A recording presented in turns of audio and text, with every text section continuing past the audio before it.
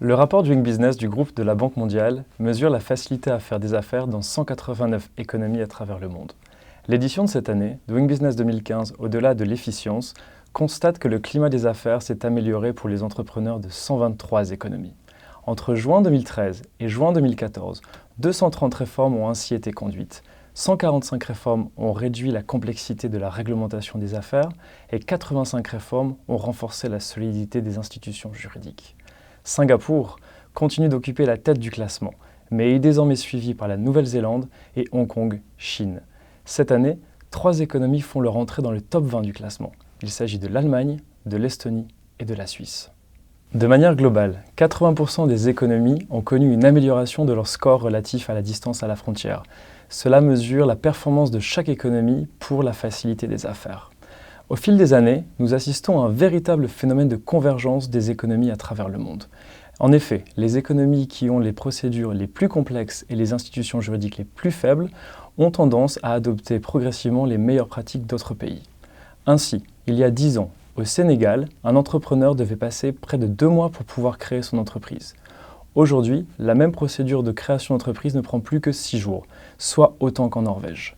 Il y a 3 ans, en Côte d'Ivoire, un conflit commercial pouvait prendre jusqu'à 800 jours pour être réglé. Aujourd'hui, le même conflit commercial peut se régler en à peu près 500 jours, soit autant qu'au Canada. L'Afrique subsaharienne compte le plus grand nombre de réformes, avec 75 réformes du climat des affaires parmi les 230 recensées dans le monde. Plus de 3/4 des économies africaines ont ainsi conduit au moins une réforme dans leur économie. Parmi les 10 économies qui ont fait le plus de progrès cette année dans le monde, 5 sont des économies africaines. Il s'agit du Bénin, de la Côte d'Ivoire, de la République démocratique du Congo, du Sénégal et du Togo. Par exemple, le Bénin a décidé d'ouvrir une section commerciale au sein du tribunal de première instance de Cotonou et a également réduit les documents nécessaires pour le dédouanement de biens à l'importation. De son côté, la République démocratique du Congo a ouvert un guichet unique pour la création d'entreprises et a amélioré l'accès au crédit pour les entrepreneurs. Au niveau de la région, il convient de souligner la réforme de l'OHADA, l'Organisation pour l'harmonisation en Afrique du droit des affaires, qui a facilité la création d'entreprises et renforcé la protection des investisseurs minoritaires.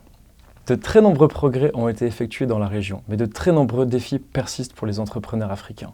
En effet, l'Afrique subsaharienne demeure la région qui a les procédures de création d'entreprises les plus onéreuses et les plus complexes au monde. Cette année, le rapport Doing Business introduit de nombreuses innovations. Ces améliorations sont de 3 ordres. Tout d'abord, le rapport Doing Business a collecté des données dans 2 villes pour les 11 économies qui comptent plus de 100 millions d'habitants. Il s'agit du Bangladesh, du Brésil, de la Chine, des États-Unis, de l'Inde, de l'Indonésie, du Japon, du Mexique, du Nigeria, du Pakistan et de la Russie. Cela permet de conduire une comparaison au niveau de 2 villes au sein d'un même pays et également entre grandes villes elles-mêmes. Les plus grandes différences entre 2 villes à l'intérieur d'un même pays apparaissent au niveau des indicateurs qui mesurent le nombre de procédures, les délais et les coûts pour accomplir une transaction, telle que l'obtention d'un permis de construire ou l'obtention d'un titre de propriété. Cela n'est pas surprenant car les administrations locales y jouent un rôle très important et ont des performances plutôt variées. Deuxièmement, le classement Doing Business est désormais élaboré en fonction de la distance à la frontière. Chaque économie est évaluée en fonction de la distance entre ses réglementations des affaires et les meilleures pratiques internationales. Un score élevé indique un environnement des affaires efficace et des institutions juridiques solides. Cette nouvelle mesure a l'avantage de donner une idée plus précise de la performance des économies et de leurs évolutions à travers le temps. Enfin, le projet Doing Business s'est lancé dans un programme d'amélioration de ces indicateurs sur des années. Cette année, 3 indicateurs ont étendu le champ de leurs données.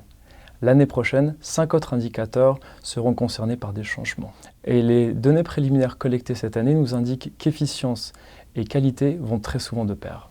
Par exemple, les procédures collectives pour les entreprises en cessation de paiement sont d'autant plus efficaces et rapides que le cadre réglementaire en la matière est clair, transparent et exhaustif.